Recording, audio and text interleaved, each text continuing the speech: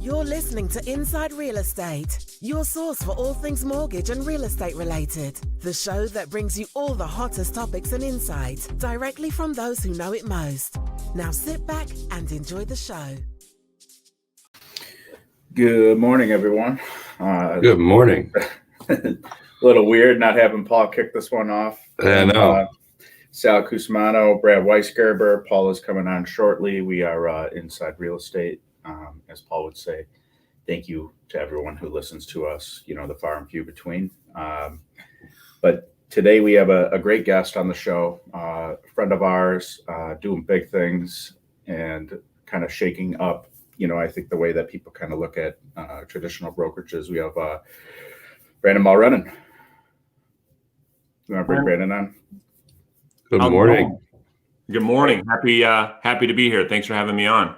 Yeah, absolutely, man. It's always good to see you. I'm sure Paul will be on here shortly, always making jokes and whatnot, the guy. But no doubt. How are things going, man? Things are going great. Obviously 2020 was interesting for everybody, I think. And was 2020 your first full year in business with Brookstone? Yes. Yep. We did 1,300 transactions, $325 million in sales volume. So for our first full year in the business, and we're at almost 200 agents now. It was a really good year, despite obviously the pandemic. Right. Yeah. I feel like going into it, right? Like, how would it be possible to project such a great year? Right. Like, things didn't even happen. What are your goals this year? We are going to get to, we're going to add on 180 more agents. So we're going to be at about just under 400 agents by the end of 2021. And then we will, the goal is to do 3,000 transactions and get over 500 million in sales volume and be the top 10 brokerage in Michigan. Wow. That's huge. Those are some lofty goals. Yeah. There's Paul. There he is. What up? About time you showed up. Yeah, no shit. Paul's always late. Sorry, guys. So what were you guys talking about?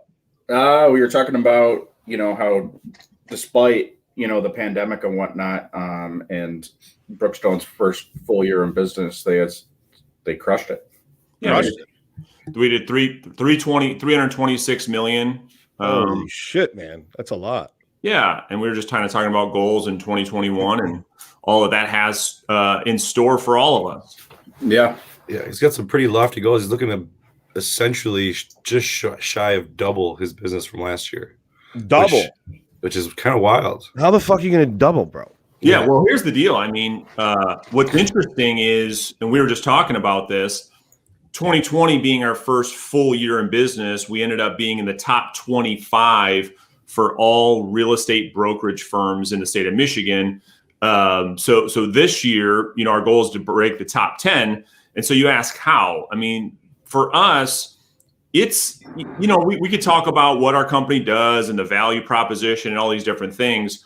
I think too many people, Paul, are getting caught up in, well, what do you offer and all these different things. I think it's more about how we make people feel, way more than it is about what we offer. Because when you lead a relationship with like, what are you going to give me? Well, people are quick to leave if they're given something different somewhere else. But people never forget how you make them feel, and it's something that you cannot train. And we're talking about leadership, and this is the thing that's not on a playbook anywhere. It's not on a spreadsheet anywhere. And so we just believe that the real estate agent is our client, and we serve them, not the other way around. And so the real estate agent community is just not used to that. They're not used to a brokerage leadership team that pours into them day after day, week after week, asking for nothing in return. Adding free value. It's kind of like our model, Brandon, at Omega. I mean, the real estate agent is our client as well, right? That's exactly so right. For us, it's like, how can we add immense value without asking anything in return? I think that's the trick, right? It's not like, hey, I did X, you got to do X. That's right? It's like, no, we're going to do a whole bunch of shit that's really, really sweet for you. And ultimately, we're going to force your hand to say, okay, Omega is the best to work with, right? Instead of the other way around and saying, telling people we're the best and not really backing it up.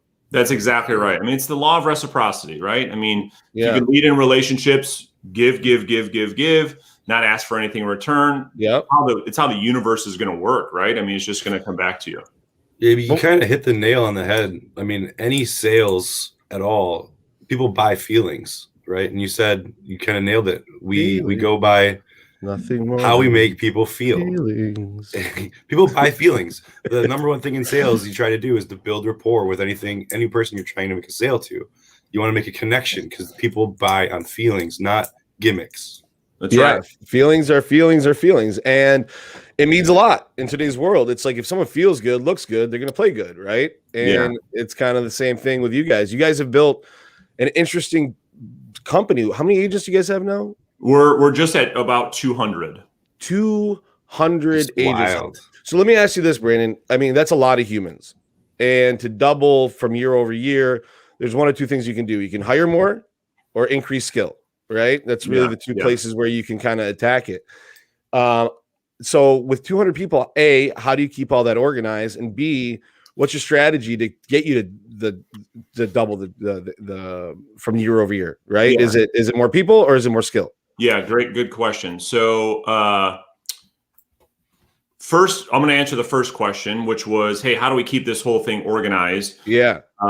Which is talented people on the team, on our brokerage services team. Again, we talk a lot about leadership. Well, it's very, very true to run a company of this size, and we're growing by 20, 30 agents per month. It's about systems, processes, and great leadership. So I think a lot of business people, entrepreneurs, try to do everything themselves. They understand if you talk about leverage, they get it, right? If you talk about it.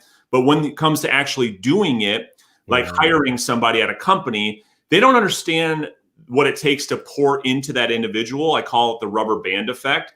Like you're going to have to take a step back to pour into this person so that you can take 10 steps forward so they can help you build your business. Everybody wants instant gratification. They want to hire the assistant or the ops person and want instant results. It just doesn't happen that way. So number one, to serve the agents like we're talking about, our brokerage services team, we've spent a lot of time developing them, and hiring the right people would be number one. Number two, your second question is, I would answer it with both. We're going to hire the right real estate agents moving forward because we're no longer in a position where we need to grow just for the sake of growth, number one. So it's hiring the right real estate agent for the right reasons, who's a good fit for who we are. And then two, spending the majority of our time, Paul, working on our skills. I believe that the job of a real estate broker is to develop the real estate agent's skills. Here's the problem we all, I think, would agree.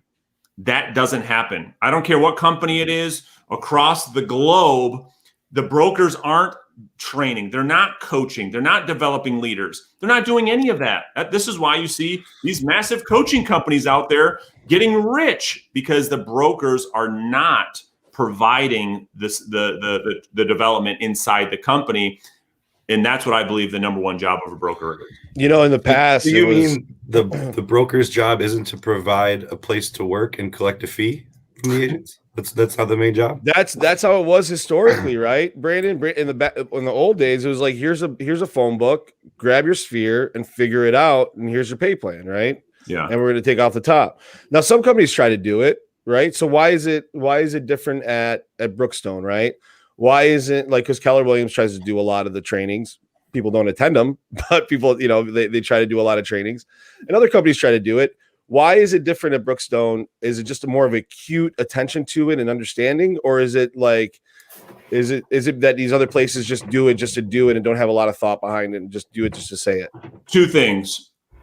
One is the mindset that we're talking about. Like if the three of us, the four of us, went to go work at Ford Motor Company, we would not have to hire a coach outside of Ford Motor Company to teach us how to do our job at Ford Motor Company.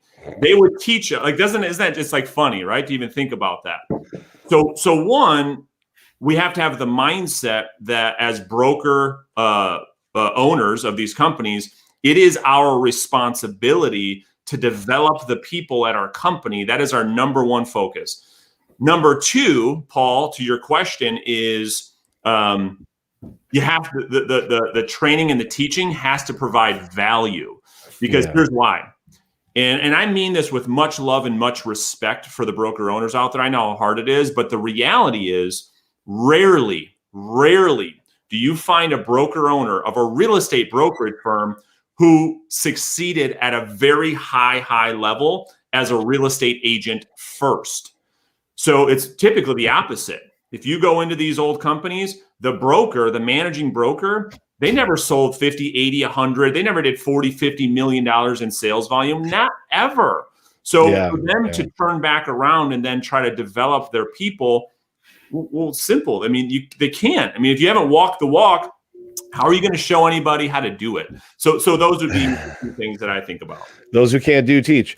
Right. So that's interesting. So it's and I don't want to spend too much time on this, but I do want to ask a few more questions.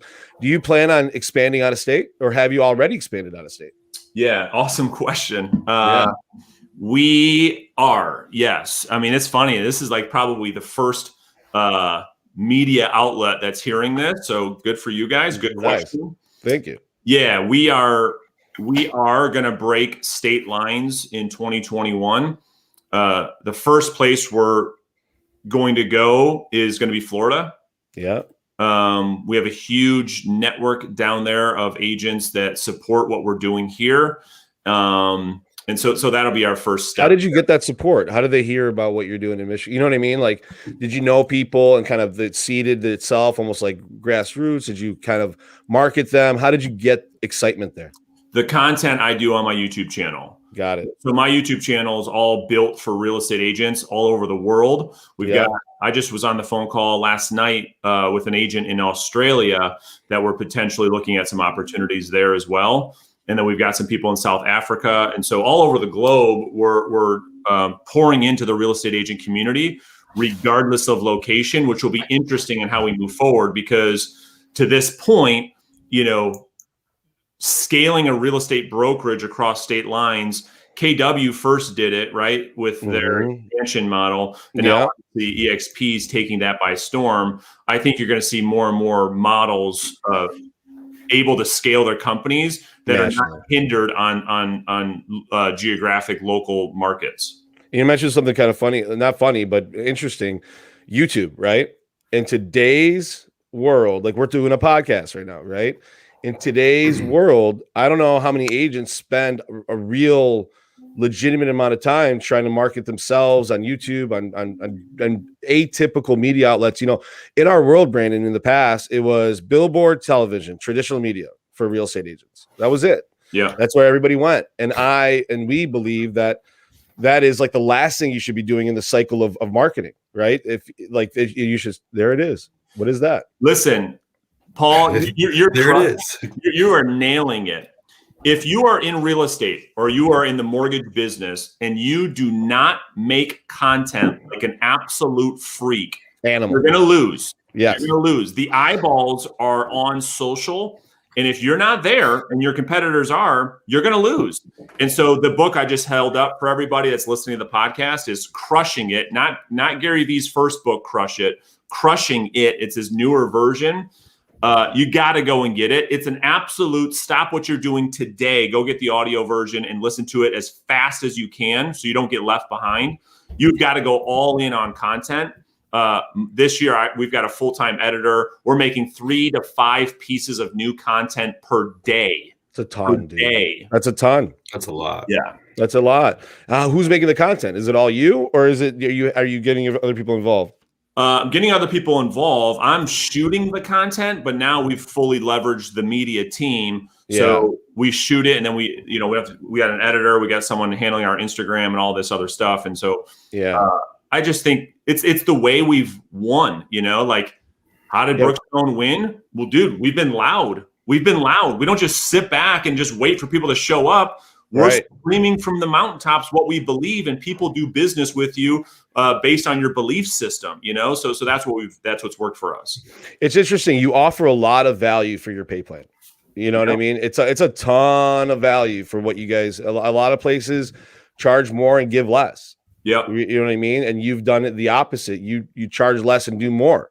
And that only works, I think, Brandon. To be fair, with the amount of people that you have, I think you needed to have X amount of agents to make that work. Am I right? You're 100% right. I mean, the things I would add there, number one is that's how I believe when I talk about the value exchange. That's the problem with business, with our industry. Everybody has their hands out wanting, give me referrals, give me money, give me. So when you pour into people the opposite way, they're not used to it. So this is why our company has grown so fast, number one. And then number two is you have to be able to do what Jeff Bezos talks about and stay underwater. My business partner and I, we didn't take a dollar from the company for over a year. We didn't take one penny. And most business owners, they want to get paid on Friday. It doesn't work that way. You're not getting paid right away when you start a new business. That's the reality. Yeah. No, it is tough to start a new business, but a lot of people want to just start, we're making money. Let's take the money, right? Instead of reinvesting it back in the business. So that's a hard thing to do, reinvesting all that money back into the business, but you did it because so talk to me about this as a visionary, as a leader of the company.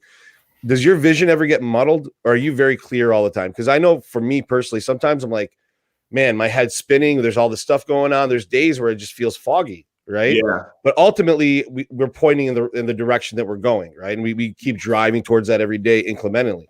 Is that kind of the same way with you, or are you kind of going off of another script? Or is this something that you're creating on? You know what I mean? Like, Is it, I'm foggy every day. And I agree with you 100%. I believe the learning is in the doing. And so there's no script for this. There's no playbook. You just, all right, what's the next page saying? No, we learn every single day. And I'll tell you the most productive thing that I can do as a leader, and hopefully your listeners, this will make a big impact with them, is to do nothing and think. Because we're so busy doing things all the time that the best work that I can do is break away from the noise, to your point, break away from the clutter and sit down, throw some classical music on with my notebook and say, dude, where are we going? Let me zoom out and say, okay, here's all the shit we got going on. Are we headed towards the North Star or not? Yeah. Are we headed in the right direction? And I think people get caught up in the busyness of being in business and they don't spend enough time in thought. And I just started doing that. It's been a game changer for me to get clear on making better decisions. That's why people have the best ideas in the shower. They say that you're by yourself, you're in your zone. I know Sal get out of the shower and he's got great ideas. But are you there? Are you typically there when he gets out of the shower? No, I'm not there. I'm watching though. I'm watching. So Brandon, how hard was it? Because you were a producer, right? So like you were a producer that was making money and working every day, and you were really great at your craft. You were a great agent. You can make a lot of money doing that, right? Yeah. How hard was it to let go of the production mentality and go into a leadership mentality for you? Because it's hard for producers sometimes to make that switch. Hardest thing I've ever done. Really? Yeah, because of the delayed gratification. I talk a lot about this with people that I coach and that I mentor, that I do some consulting with. Like, we are absolutely 100% addicted to instant gratification. We want to write a loan, get paid. We want to sell a house, get paid. Yep. When you ask somebody to bleed, to go into pain for a long period of time without getting any return, most humans just can't do that. And so it's the same thing with real estate or salespeople. The work you do today won't manifest for months in the future. And if you're not okay with that, go get a job. It's okay. It's okay. But the reality is, like, you have to practice This is why I have all my students, all my agents take cold showers in the morning, because we're trying to master the morning, put yourself into pain, delay the gratification. We're too addicted to being comfortable, sleeping in, eating donuts, not working out, taking hot showers when it should be cold. Like, you've got to start loving the pain. We call it take the hill.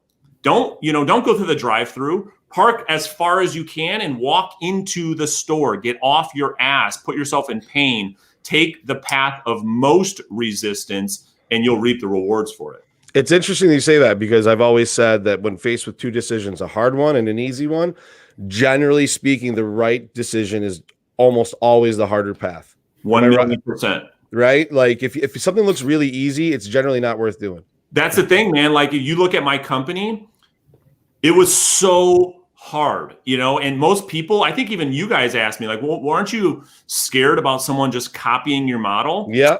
Not at all. Don't try it, dude. It is so freaking hard. I will give you the play-by-play. That's why I'm not scared. It's all about execution, right? It's all about execution. And yeah. I thought about this last night, Paulie. Like, you and I grew up at Quicken Loans. Yep. And, like, it's no secret what they do. They smash everyone's face with internet leads. And there's thousands of companies trying to do it. They all fail. Yep. It's all about execution. It's not about knowing what to do. It's how you do it. Why isn't everyone healthy and ripped? That's exactly right. Why is it that medical doctors that know more about the human body than anybody else are the most unhealthy profession in the world? Over 50% of all medical doctors are out of shape and unhealthy, yet they know more about the human body than anybody else. That's an interesting stat. I've never known that. I didn't know that. But in Greece, they're really bad. I remember being in Greece. The doctor was smoking a cigarette in his office inside the hospital. I mean, it's, like you said, I mean, all the playbooks, everything is already out there. It's no secret, like you said, what you do, but doing it day in and day out is the hard part, right? Information has no value without implementation. Yeah, man. I talk about this all the time. Like, it's execute. Like, you could have a great idea. Everybody has great ideas. Everybody has great ideas. Why doesn't everyone have the top IQ? I mean, you have the internet.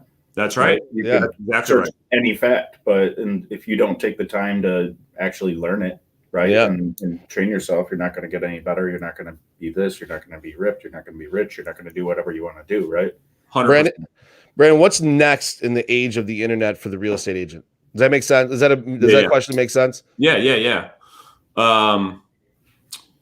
I think that there's billions of dollars being poured into this industry to try to disrupt the industry as much as you can. You've got Zillow and iBuyer and all these different things. I think the one thing that technology, Paul, just at least right now, has not figured out to do what we said when we started the show, which was humans are emotional creatures and we make decisions off emotion and we justify them later with logic. So technology has not figured out how to replace the human connection, even more so now through the pandemic, that it can't replace that. And so it can provide information, but when it comes to consulting and making decisions and what's the right thing, I mean, technology has not been able to do that. So from that standpoint, certainly, I think technology will continue to move at the speed of light to enhance efficiencies. But as far as, replacing the human to human connection, I just can't see that happening. My theory, Brandon. There's an argument that at some point the technology, the benefits of all the benefits of all the technology will outweigh that human to human interaction, and it will start to take over. Because at some point there is a give and take there. You're gonna take all that extra benefits and give up that human reaction. You're gonna lose that human, and a lot of people don't want to do that, bro. On their biggest currently, but there's an argument that as technology continues to develop, they'll give up that human interaction for the efficiencies. I think you're seeing it through COVID, though. Just to give you push back on that, you're seeing through COVID that people crave human interaction, right? And when you start removing it completely, so it'll be interesting. There is an argument for that. Yeah, I think it depends on the service, right? I mean, right now it's like click button, receive product in a day, right? I mean, that that to me, and I think to most people, probably outweighs going to the store and feeling the product or whatever, right? Especially knowing you can return it for free. But when you hear click button, get mortgage, right? I mean, that's like a wound up, spun up joke. It's a lie. When you know what goes on. Well, I mean, click button, start to get mortgage. You could do that on, you could do that through any lead, or any lead aggregator, right? Yeah. But I feel like which is far, far behind, but until somehow, some way, you could literally click a button, verify yourself, and get a mortgage. Right? Here's the reality is, I think when there's conversation, Brad, to your point, I think that people look at information as it being black and white, but it's very, very gray. There's going to be a segment of the marketplace that wants different things. And so the thought of like one thing being the end all be all for every human on earth is ludicrous. There's always going to be somebody that wants a Bentley over a Ford Fusion. There's always going to be somebody that wants, personalized attention versus tech. There's always going to be somebody to interact over video than a face-to-face meeting, and so on and so on and so on. I think that for different people want different things. And I agree with what Paul just said. Through this pandemic, here's what I think we would all agree on. The fact that we've all been forced to stay in our house, have no human connection, and not go to restaurants and all these different things. Well, we're doing all these things through technology, but people hate it. Because our biological makeup, we are emotional creatures through biology that you cannot dispute. And so from an emotional creature, we need emotional connection. This is the number one problem with depression, anxiety, and on all of those different things because of what we're talking about here. Yeah. So do you guys do you guys believe in the lead game in real estate? So do you have people doing the Zillow thing, any of that right now? I am not a fan. It's funny how I grew up was in the internet lead kind of business, right? I don't think that model makes sense for this reason. The person that gives the credit card to buy the lead, the credit trigger or the Zillow lead, they're expecting what? Instant gratification. When they find out that lead conversion takes 3, 6, 9 months anyway, and they have to go, oh, by the way, pay a whole bunch of money for this information, they thought, Paul, that they were going to exchange the credit card for success overnight when they find out these leads suck. Still no takes answers, work. It's hard work. Yeah. So that's one. Number two is the business everybody wants is what? Referral business. Well, how do you do that? Through relationships. Well, you can't buy relationships. Well, maybe you can. You can't buy relationships off a click of a button, So that's number two. And then number three, I think that from the internet perspective, we have an opportunity that, again, Gary talks about in this book, that's way better than internet leads, which is content marketing. I can't tell you how powerful this has been where you make a piece of content that resonates with somebody. They hit you up and say, hey, I saw that video. Love what you stand for. I'd love to do business with you. That to me is way better internet marketing than buying strangers' cell phone numbers off the internet. And then you call them and they're like, what do you want? That's the trick that these marketers are playing. They don't know you. Now, what if you created your own lead system? Well, yeah, I would, if the proper channels are in place, like we've got some funnels, right, where you have to watch some videos, ask some questions, are very interactive funnels. If you can work on the relationship so that the consumer can choose their own path that leads them to you. Right. It's a completely different experience than a consumer clicking on an ad that they were tricked through clickbait. Yeah, you got their information. You call them, and they're pissed that you called. That's what I'm not for. Not for that. It goes back to the point from earlier about emotions. Sales are made on emotions, and by putting the content out there, like you're talking about, you're almost building a pseudo relationship because people feel like they get to know you because it's genuine content, and you already have a bit of a relationship before you even ever talk. Well, you know what's funny about Well, this? if you call a lead, they feel tricked, right? That Totally relationship is tricked. not starting on a good foot. What's cool about what you're doing though, Brandon, is, and I see the videos and the posts and whatnot, and basically without really knowing what you're doing granularly, right? Like I know what you're doing, right? And That's I right. feel like as an agent watching this, maybe at some brokerage or whatever they're at right now, right? Maybe thinking about getting into the business, maybe producing at a high level at some other brokerage, you become something in the back of their mind saying, man, maybe I should make a switch, right? So that's like your effective time. It's all about top of mind awareness. Sal, it's funny, they say the guy that speaks the least typically has the best things to say. Sal just dropped a bomb. You guys should go rewind that and listen to that 150 times over again. He just nailed it. He gets it. I don't go on camera selling and pitching. Come to my company. No. I'm pouring into you, asking for nothing in return to win mind share. So when they think about their broker, they don't make any content. They don't do nothing to pour in the relationship. I just got a message last night from another agent. Dude, I watch all your content. It's super fire. Can I talk to you about your brokerage? He's asking me. This is what we all want, but we're all not willing to do the work and put in the work without asking for anything in return. That's the problem. Yeah, that's interesting. Go ahead, Brad. Did you have something? I was just agreeing with him. Okay. All right. So let's get into the market a little bit. We've got a few more minutes left. So obviously Brookstone is doing some really, really interesting stuff. So kudos on all that, Brandon. It's really good stuff. I've seen the whole thing happen, man. I've known you for a long time. So we've talked a lot over the years, and I know that this was something that you always had in the back of your mind. So congrats on executing. Really, execution is what I give kudos for, and you're executing. So good job on that. Didn't we have Brandon on right when he was starting?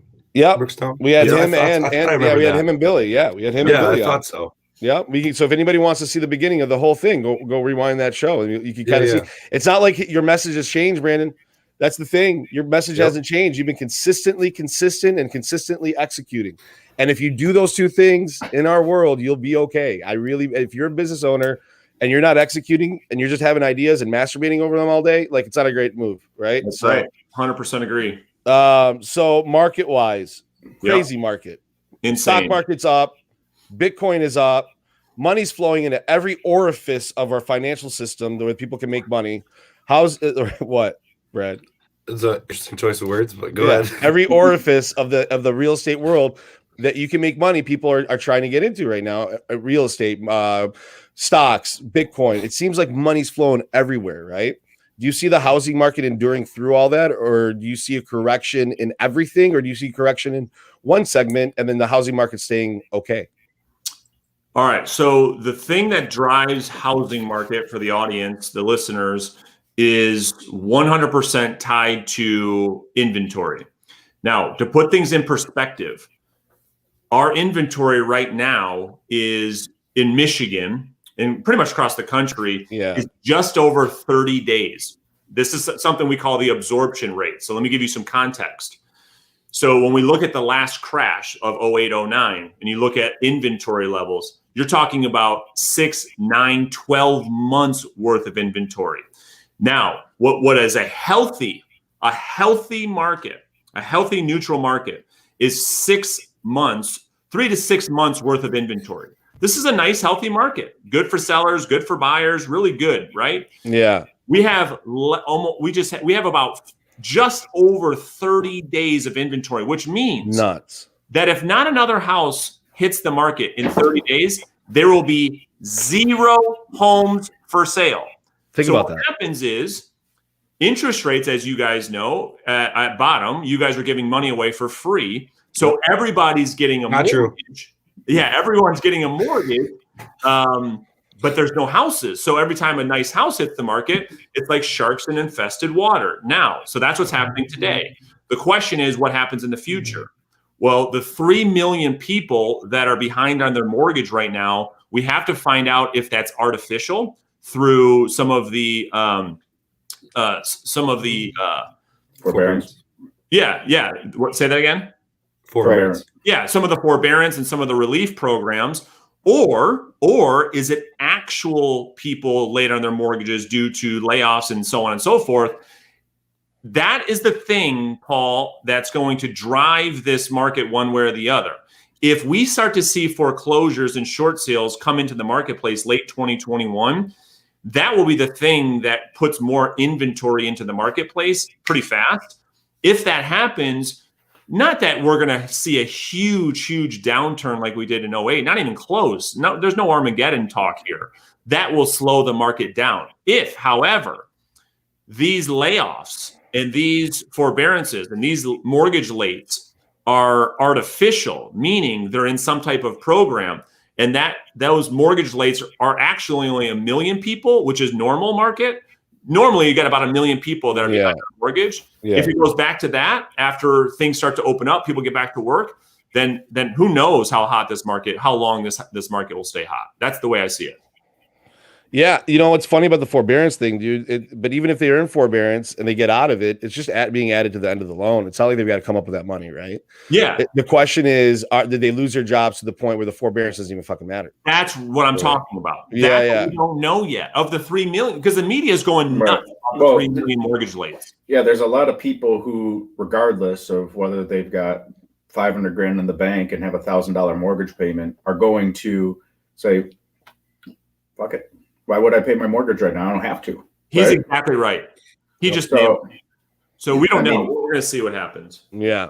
I think that the only linchpin in the whole entire thing is if people can't make their mortgage. And how is that? The only way that could happen is an explosion or implosion, I should say, of the job market, right? So what is the linchpin potentially to that, right? And how far or likely is it that that's going to happen? Because the issue is that there is no simple inventory fix. The only way that I feel like inventory would flood the market is if all of a sudden all these people who have equity, which would quickly diminish, right, decide to sell their homes because they can't make their mortgage payment.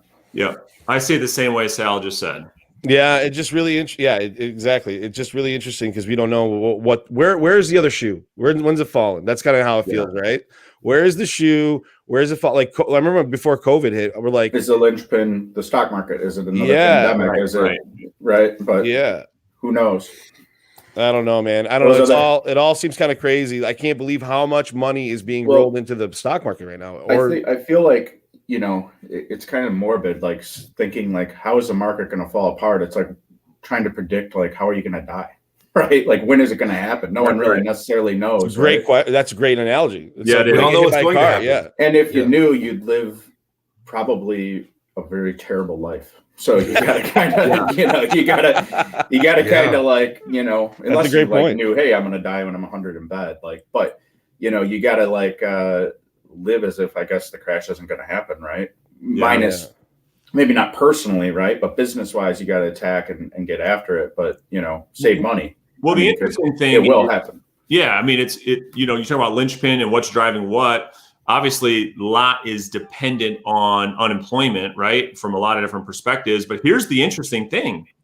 Through COVID, you've seen a lot of industries boom, go the opposite direction, go up, creating new jobs, creating new opportunities that weren't seen before. These are the unintended benefits of the pandemic. So, one person's getting laid off from this job that was shut down, finding themselves in a brand new career, making more money than they ever have before that they had no plans of. So that is also happening left and right. Well, it forced a shift of fundamental thinking on how business can be done, right? And that's right. It's not even like, and I mean, I guess facts are facts, whatever. I'm not like conspiracy COVID guy or whatever, but like, there's a super low chance you're going to die if you go out and, get your food go sit down at a restaurant. Right. But the way that everyone's thoughts and the way that all the industries had to adapt due to government, shutdowns and whatnot. I mean, look at what we've done. Look at how you guys conducted your business. Think of some of the technologies that now you have. Do agents do Zoom consultations with clients? Now they do. You have to. You're either doing that or you're dying. Where before, to your point, that was unheard of. And oh, by the way, it's the consumers like it better. It's more efficient. And the agent should too. They can do 10 in a day. That's right. Right. Instead of sit down and, I mean, some people I'm sure like, the agent coming to their house, but a lot of people do this are like, I don't want someone coming in my house that I may not even work with. Right. Yep. Yeah, it's interesting, dude. It's really interesting. So I think a lot with the vaccine going out, like millions of people are being vaccinated. Doors are going to start opening up. Go to Florida, man. Things are open. You know what I mean? Like, like nobody gives a shit down in Florida, and it doesn't seem like their cases are rising too dramatically, which is interesting. But look, I think that eventually we're going to open up, and there's going to be a rubber band effect of like people going out and spending money. What worries me about that is right now inflation is low because the velocity of money is low.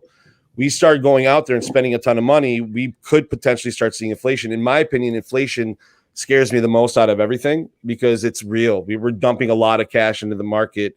And if the people start spending it, like, I know it sounds funny, like crazy, it actually potentially will start the roller coaster into inflation because the velocity of money goes up. So speaking of something that I think is kind of interesting, right? Everyone's like, these housing prices are so crazy. They're so high.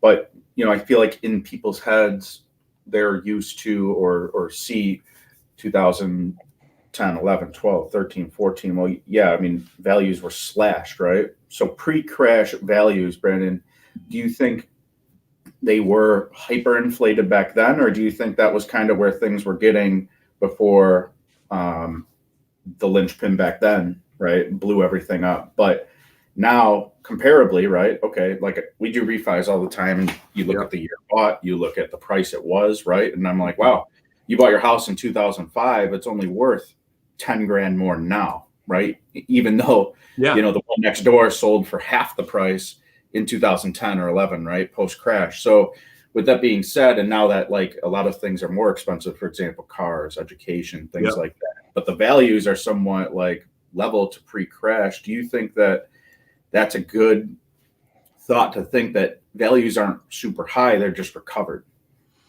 fully in a thriving economy to a degree right now? Yeah. You know what I'm talking? Yeah, absolutely. I think that like the stock market, the real estate market is very similar. It's cyclical. And so it's hard to say, our values.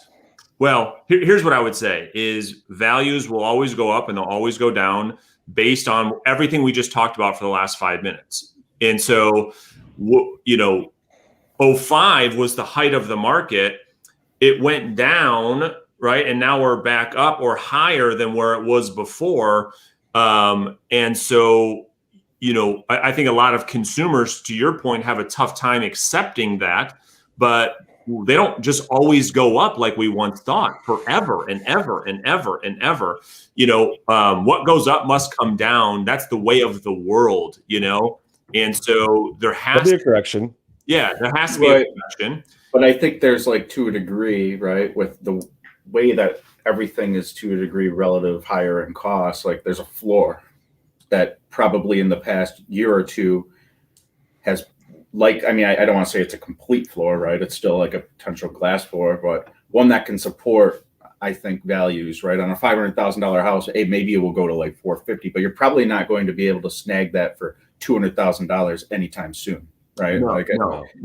You're not going to simply go out and buy, a car for $2,000 again. Yeah, nobody's finding deals right now. The foundation the foundation of the market got upgraded. It's a much more solid foundation than it was before. Yeah, and the reason is because of you three in the mortgage industry. Because that's the thing is you talk about inflation or not inflation. You talk about inflated values. Well, I don't know if it's much as values as much as it was mortgage companies giving a $500,000 loan to somebody that works at Starbucks, No income, no asset. Nina's, baby. That's right. Yeah. That to me was the bigger challenge, right? That's the thing that crushed the market.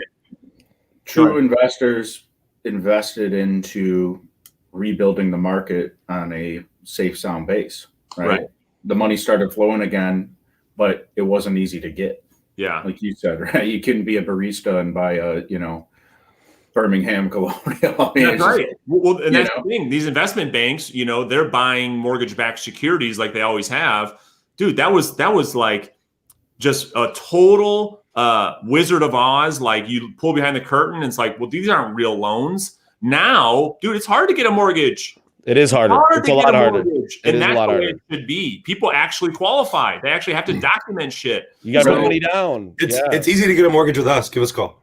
Oh, Jesus Christ. It's just nice. It is crazy, though. I mean, I hope that they do revamp some things. It's super hard to get a mortgage if you're self-employed. You could have money in the bank to buy the house cash outright, and you can't. And that's the point. Whereas before, you showed up and they're giving, well, how much do you want? I mean, overall, I think it's a good thing. But Me too. Some people, it's so easy to get a mortgage despite how shitty their situation is. I know. $1 above the amount needed to close in the bank. They've got garbage credit. They had a bankruptcy 2 or 3 years ago. You know, they've been on their job for 2 months. It's like, okay, you can get a mortgage, but Mr. 800 credit score. Sorry, I know your business shut down for 2 months and right now you're rip roaring, but your P&L's down. You're not going to get it. It's Sorry. Insane. That's a whole episode. We could do a whole episode on that. Yeah, but there's no way, I guess, for the market to put a microscope on every single deal. There's no way Fannie and Freddie are going to do that. So they have to have some oversight to some degree. And it hurts some, it helps others. But, in the end, I think tighter is better. Yeah. I think it goes back to what Paul said earlier. I mean, the point he made was given the choice between an easy thing and a hard thing, the hard thing's the way to do it. It's going to build a better foundation. It's going to give you better rewards in the end. It's not going to be cheap, right? Yeah. It's the same thing with mortgages. Same thing in almost every aspect of life. Well said, Bradley. Yeah. Well said. So let's get into 3 questions. I want to get Brandon back to his millions and millions of agents he's got to run. So, Brandon, 3 questions. You guys got anything? I'll don't today. I like the one, if you could be anywhere, like a fly on the wall, right? In any like a historical event, it could be anything, right? History, sports, whatever. What would it be? I would be in the huddle in Kobe Bryant's last championship game. Just like the pregame huddle? Yeah. That's interesting. All right. So you're a big Kobe fan? Very big. Yeah. God rest his soul. So next question is, if you could be any person for a week and live a week in their shoes, who would it be and why? That's a tough question. You guys should have gave me some time to think about these. That's the point. You don't get any time. Yeah, fair enough. So I'll just. He goes, that's the point. Yeah. Past or present? It could be a past or present person. I would probably, I want to say one name, but I don't want to be judged for it. No judgment. This is no judgment zone, and nobody watches the show. You're fine, Brandon. Yeah. Oh, that's so funny.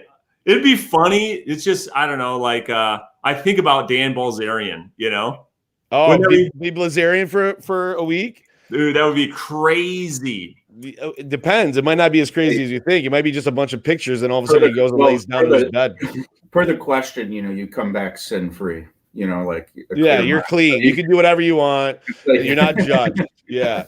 Well, and I just, for the why is just like to live life like, it's not about the girls. It's not about all that stuff. It's more about like the way he lives life with no regard for what people think of him. That's more about what I'm talking about. It's less about what he does, but just to live life like that for a week would be just insane. All right, here's my next question. If you could have invested in Tesla 3 years ago and put $1 million into that, and right now you'd probably be multimillionaire, don't need to work, right? Or if you had $1 million back then and invested in yourself, which one would you rather do? Knowing what you know now that Tesla's going to blow up, but you have $1 million 10 years ago, do you put it invest yourself, or do you put it into Tesla? In myself, 100%. That's interesting, but you'd make more money on Tesla, bro. I don't care. It's money. Money is a byproduct, not the leading cause of happiness. And so fulfillment for me is the path of self-discovery. So $1 million into myself, there is no better investment into your personal development. I don't care what the amount of money would be. That's interesting. I mean, I agree with that. Some people would be like, I want to be rich as fuck. So, but there's different types of people for sure. A lot of miserable rich people, man. And that's just the truth. I know people that struggle with money. They have a hard time hearing that. Yes. It's not because of the money. No. I'll leave the show with this. Okay. Sarah Blakely. Do you guys know who that is? Mm-mm. The owner of Spanx. She has one of the best quotes I've ever heard in my entire life. Who you are now just manifests and 10x's it when you have money. So if you're an asshole and you're miserable without money, when you have money, it just makes it worse. You know, if you're unhappy without money, when you have more money, you'll be more unhappy. So money just magnifies who you already are. And so if you're a great person, money can help you. So it's not the money. You are who you are. The money is the byproduct. Yeah, it's self-discovery, self-growth, self-investment. I believe in that too, man. So that's a great answer. I know that was an odd question, but Brandon, tell the audience how they can find you. I know you're everywhere. Yeah, I mean, the best way to communicate with me right now is on Instagram. I'm just at Brandon Mulrenin. So go on there, follow me. I'm doing daily content on there, hoping to provide your business, your entrepreneurial life value. And that's what my content's all about on my Instagram. Yeah, if you're looking for free value, Brandon has always offered his expertise, whether it was charged or not. So kudos to you, man. You're building something really great. Really happy you took the time to spend with us, man. I know you're busy. So anything you want to say before we go? No, man, I appreciate the work that you guys do. I mean, this podcast has been running, I don't know for how long. It's been one of your guys' strategies. It's a great strategy that I think people are finally picking up on. Like, you should have a podcast. Yeah. It allows you to build relationships. So kudos right back to you guys for being one of the, pioneers of this, especially in the mortgage space. It's done so much for your guys' business. And so I love all the work you guys are doing. I appreciate it, man. Well, listen, thank you so much for doing the show, dude. Kudos to you again. And then we'll talk to you soon. We'll talk to you. I'm sure we'll have you back on, and you'll have 400 agents and you'll be dominating. I know it. Well, appreciate you guys having me on, and we'll talk to you guys soon. Thanks a lot. All right, brother. Be good. Be good. So really interesting, dude. 200 agents fucking closing. Dude, how many did you? 340 million they did last year? Yeah, 350. That's a lot, brother. That's a lot. So good for him, man. I mean, that's hard to manage. If you go back to our episode, it was what, a year and a half ago or something like that when we he had 80 first starting. They can do it. Like, here's the thing, which kind of in your head, right? Like, as an agent thinking about joining a team like his, right? It's not about the millions, right? It's not about that 200 people could do 50 million. They could do 500 million.